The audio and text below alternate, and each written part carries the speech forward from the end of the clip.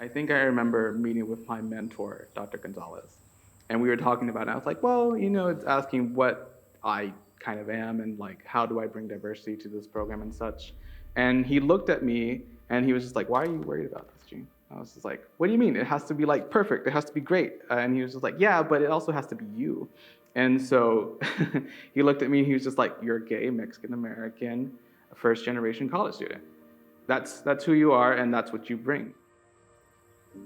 My studies were sparked when I had encountered that diversity in my studies. So for example, we were in a theological ethics class. When I encountered in this course reading, it was Black Womanist Ethics by Katie Cannon. And I was like, oh my gosh, there's a voice that connects to what I'm living. When I found out that I got the fellowship, I was really happy because it was kind of that affirmation that what I wanted to study was valued. As a Latina woman in psychology, I am very proud and feel very honored to be here at this stage. Especially starting off, the fellowship has allowed me to start projects early on in my career. Without the fellowship, I would not be able to pursue this at all. If you have supplemental funding like what the Mustang provides, it's easier to not stress out about certain things. And so having that ease of mind because of what I'm getting and receiving through the Mustang, it allows me to work smarter, not harder.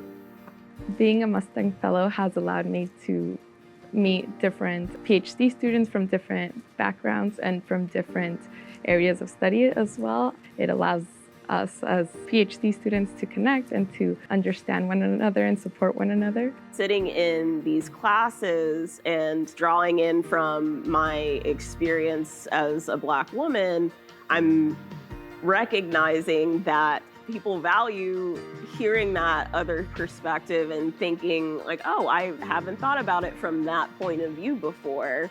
Working with different students from different backgrounds is definitely something that opens more questions or opens things that we should consider when doing research. So even if they're not specifically in my area of research, so anxiety or depression, but just hearing about their experiences or what they think is important allows me to incorporate that into my research.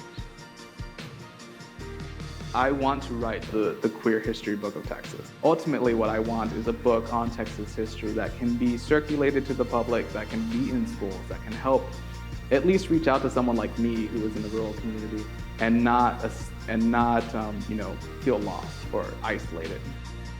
If you had asked me 5 to 10 years ago that I would be pursuing religious studies as a doctoral student, I would have politely told you were crazy. What's really important to me is to be that bridge between the academy and the rest of the world, the public.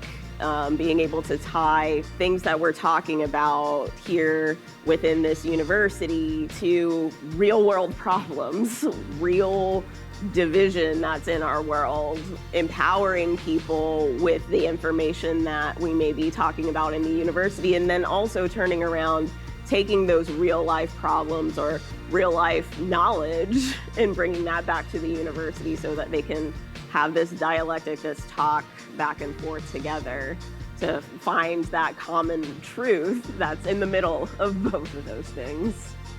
You're coming here because of what you're going to bring, and you're applying to the Mustang because they want you to bring what you're bringing. So just make sure whenever you apply, put yourself in there, even though it may seem completely just blunt, but it's you.